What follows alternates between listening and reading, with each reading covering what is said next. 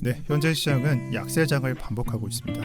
하지만 생각보다 장세는 순환 과정을 겪고 있다라고 생각하는 편인데요. 왜 그런 관점이 발생했냐? 가장 중요한 ETF 흐름 때문입니다. 그래서 7월부터 ETF 전체 흐름에서 토착값을 보게 되면 음수값을 기록한 건 단 2번이고 대부분은 양수로 유입되는 흐름인 걸 찾아볼 수 있습니다. 음수는 2개고 나머지는 전부 다 양수로 순유입을 계속했다는 것을 찾아볼 수 있습니다. 또한 여기서 마지막 항목이 GBTC, 그레이스케일의 GBTC인데 이전 같은 경우 약세를 가져갈 때 유출되는 물량이 100밀리언 또는 200 또는 300밀리언이 유출됐던 반면에 지금 현재는 20에서 30 정도만. 이 역시도 사실 투자자들이 내놓지 않거나 내놓을 필요가 없다라는 분위기를 가져간 걸로 볼 수 있고요. 그리고 이에 더해서 나스닥 차트를 보게 되면 저 같은 경우에는 나스닥 차트를 볼 때 나스닥이 올라가고 있다 내려가고 있다 시장이 어떤 편이다 이런 식으로 해설하는 편보다 각종 발표로 인해서 거시경제에서 해석되는 부분이 상승이냐 하락이냐 이런 부분을 보는 편이에요. 그러면은 나스닥 차트를 대략적으로 4월 중순 그때부터 볼 때 하락한 적이 없다는 걸 알 수 있어요. 정말 한 며칠 일주일 정도 하락한 기억은 있어도 그냥 대세는 우상향이었습니다. 최근째까지도 신고점을 갱신한 모습을 가져갔었습니다. 그래서 나스닥도 사실 4월부터 지금 현재까지 좋은 장세를 가져가고 있고 최근자에는 이를 보고 이런 말을 할 정도입니다. 장세가 너무 좋다 보니까 AI 거품이 빠질 때가 됐다. 그러니까 너무 강세기 때문에 거품이 빠질 때가 됐다라는 말이 돌 정도입니다. 그래서 나스닥도 좋고 ETF 흐름도 좋고 다만 문제가 뭐냐? 잘 아시다시피 우리가 투자하고 있는 비트코인이 이 모양 이 꼴입니다. 어이가 없을 정도야. 이렇게 차트가 안 좋기 때문에 좋은 얘기가 안 나오고 있고요. 또한 인플루언서들, 특히나 유튜버들, 저를 포함해서 강세장에서 나오는 얘기들, 특히나 알트코인 뭐가 몇 배 간다 이런 얘기들을 쉽게 꺼내지 못하고 있는 걸 볼 수 있습니다. 여기서 왜 이런 현상이 나오는지를 짧게 설명하고 갈 텐데 이 알트코인이나 강세에 대한 설명을 잘 못하는 이유는 이 주제들이 조회수가 안 나오기 때문이에요. 결국 유튜버들도 사람이거든요. 조회수로 먹고 사는 사람들인데 관심이 없기 때문에 피드에 안 올라가는 걸 볼 수 있고요. 이런 주제들보다 그냥 무조건 떡상한다. 롱스톤 전략이나 아니면 무조건 그냥 파멸적인 하락이 나온다. 이 두 가지 주장만 요즘 나오고 있는 걸 볼 수 있을 거예요. 아마 이 코인 유튜브를 보시는 분들은 다들 눈치챘을 거라고 생각합니다. 저는 이 두 개가 나쁘다라고 생각하는 편은 아닙니다. 오히려 이런 것들을 보고 어떤 식으로 생각을 해야 되는지를 설명하고 싶습니다.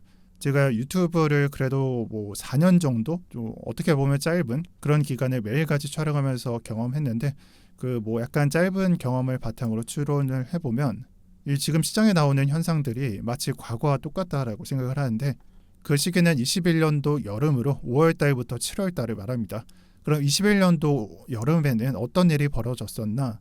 그때는 한 차례 나스닥이 흔들리는 시기도 있었고 비트코인이 흔들리던 시기도 있었습니다.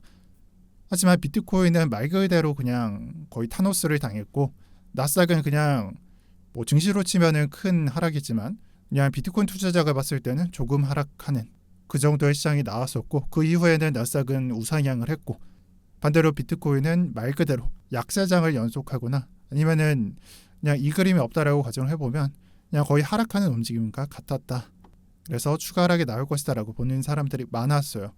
그리고 이 시장에서 나스닥은 올라가는데 비트코인은 횡보하는 이 시장에서 마치 지금 차트랑 똑같은 부분이 있기 때문에 이때 나왔었던 유튜버들 주제들 지금 나오는 유튜브 무조건 덕상 무조건 하락 이러한 주제들과 단 하나도 다를 게 없었고요.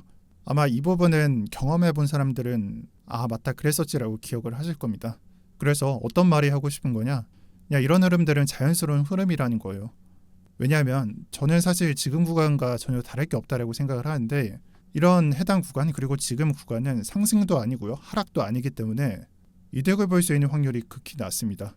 그리고 변동성이 낮기 때문에 투자자들은 무조건 이 시장을 외면하는 편입니다. 이런 것들은 차트에서도 찾아볼 수 있는데 거래량이 낮아지고 그 끝포인트에서 변동성이 생겨나게 되고요. 그리고 두 번째 예시 또한 약세장이 끝나는 포인트에서 거래량이 최하값이었던 걸 찾아볼 수 있고 세 번째도 마찬가지입니다. 그리고 이러한 그림을 보고 지금 현재 장하고 비교를 해보시는 게 좋을 것 같아요. 거래량이 낮아지는 현상 그리고 횡보하는 현상을 보고 지금 시장에서 어떤 일이 벌어지고 있는지를 한번 생각해 보라는 말입니다. 24년도 3월에 고점을 찍고 지금 24년도 7월이잖아요. 3, 4, 5, 6, 7 4개월 또는 5개월 동안 고점을 높이지 못하고 저점을 약간 붕괴시키는 식으로 약세장 또는 횡보장을 진행하고 있습니다. 그리고 이 시장에서 거래량을 보게 되면 한 차례 횡보장으로 진행됐었던, 그러니까 저점을 크게 내리지 않았던 구간에서 거래량이 최악값으로 기록되는 한때가 있었고, 그리고 이를 발판으로 삼아서 추세가 변경될 수도 있는 포인트가 존재하기도 했고요. 실제로 저는 이 포인트가 추세를 변경할 수 있었던 절호의 기회라고 저는 생각을 합니다. 근데 이 구간에서 벗어나지 못했어요. 그리고 2차 기회가 오고요. 두 번째 기회는 상승이 아닌 하락으로서 변동성이 생겨나게 됐고 거래량이 쌓였고, 이 하락이라는 추세가 종료될 것을 암시해주고 있습니다. 만약에 이 추가 하락이 벌어지게 된다면 계속 연장되지는 않을 것 같아요. 그 하락은 거래량이 낮을 것이고요. 그렇게 된다면 그 하락 추세도 종결되는 그림을 가져가겠죠. 이를 벗어나려면 그냥 압도적인 거래량이 나와야 되는데 거기까지는 예측할 수 없습니다.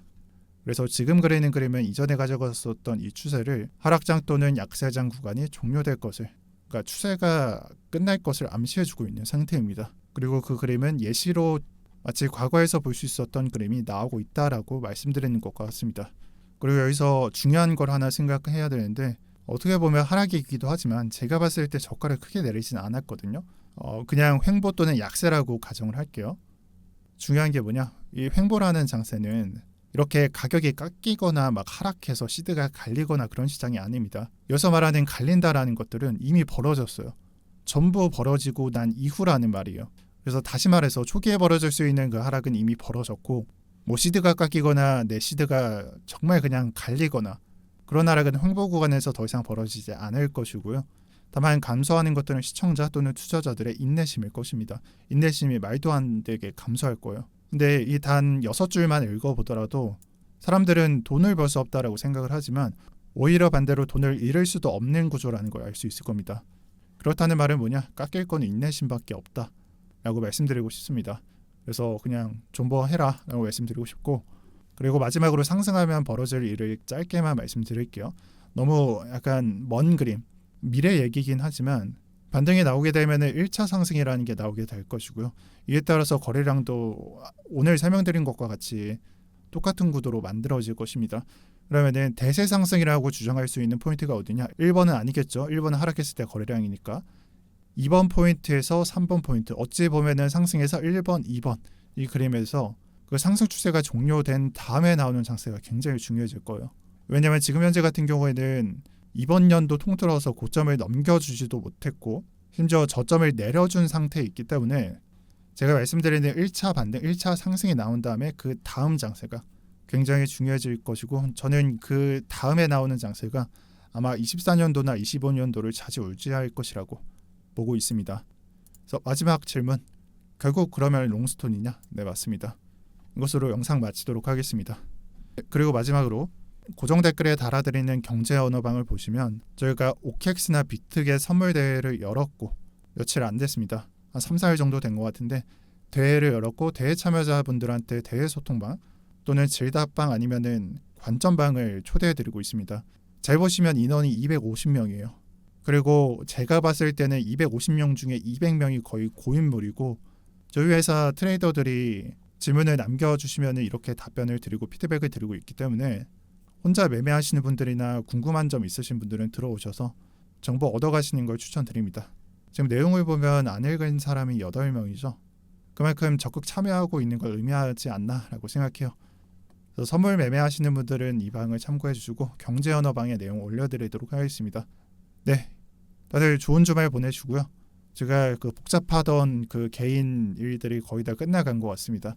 그래서 다음 주부터는 정상화해서 다시 경제 언어방 내용이나 아니면 동영상에 올려드리는 콘텐츠들, 더 알찬 내용들 올려드리도록 하겠습니다.